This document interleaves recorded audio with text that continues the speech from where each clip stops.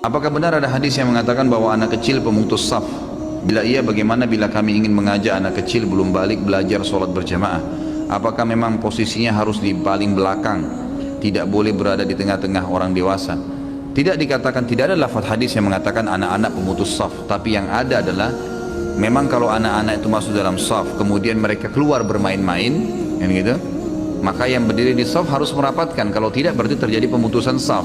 Itu betul, gitu kan? Tapi kalau anak-anak masuk dalam saf dianggap memutus saf, itu tidak benar. Tidak benar. Abdullah bin Abbas, Abdullah bin Umar, ya kan gitu, sahabat-sahabat Nabi yang masih muda-muda, itu waktu mereka mulai belajar hadis dari Nabi SAW dan mereka ikut berjamaah sholat di masjid, itu mereka belum balik. Abdullah bin Umar itu pertama belajar hadis umur 9 tahun bersama Nabi SAW. Abdullah bin Abbas umur 10 tahun. Memang anak-anak muda, anak-anak masih kecil-kecil, belum balik malah pada saat itu. Tapi mereka ikut berjamaah di masjid. Abdullah bin Umar mengatakan tidak pernah ketinggalan sholat berjamaah di masjid selama beliau memang tidak ada udzur, beliau selalu hadir di masjid, gitu kan? Jadi memang beliau hadir di masjid, jadi tidak ada masalah itu. Makanya saya sarankan ikhwah-ikhwah yang mau ajak anaknya untuk belajar mengajar mereka berjamaah, biasakan dulu kiat ini, jalankan ya. Biasakan yang poin pertama, anak kita ikut dulu sholat di rumah. Kita lagi sholat sunnah, ajak anak kita sholat di sebelah, gitu kan? Biarin dia terbiasa dulu dengan gerakan-gerakannya, jadi dia mengenal. Berdirikan di sebelah kita supaya dia mengenal saf, gitu kan. Rangkul pada saat selesai sholat kalau dia masih lari-lari.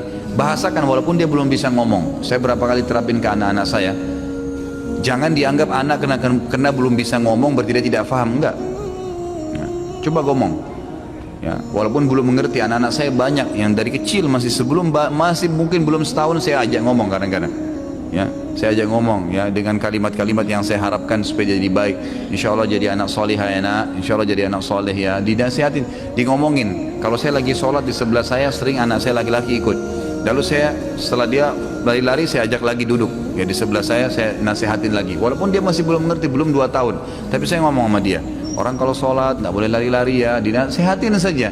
Nanti satu waktu tiba saatnya di mana dia sholat, kalau kita sholat dia tahu, dia berdiri di sebelah kita, ruku dia ruku, kita sujud dia sujud. Dan itu sudah mulai dilakukan oleh anak saya yang belum 2 tahun sekarang. Awalnya dia lari-lari, setelah saya coba nasihatin begitu, saya sholat dia berdiri di sebelah saya ruku dia mulai bisa ruku, saya sujud mulai bisa sujud, gitu kan. Dia sudah mulai paham kalau sholat tidak boleh lari ke sana sini. Nah itu layak antum ajak ke masjid. Jangan belum tahu sholat antum ajak, nanti kacamatanya orang diambil, nanti dia lari-lari di saf, kan gitu, jadi masalah. Lebih baik jangan, gitu kan. Jadi jangan sampai niat baik itu malah terganggu karena kita belum menerapkan kiat-kiatnya. Jadi pertama, didik dulu dia dengan masalah sholat, gitu kan. Biasakan anda sholat berjamaah dengan dia.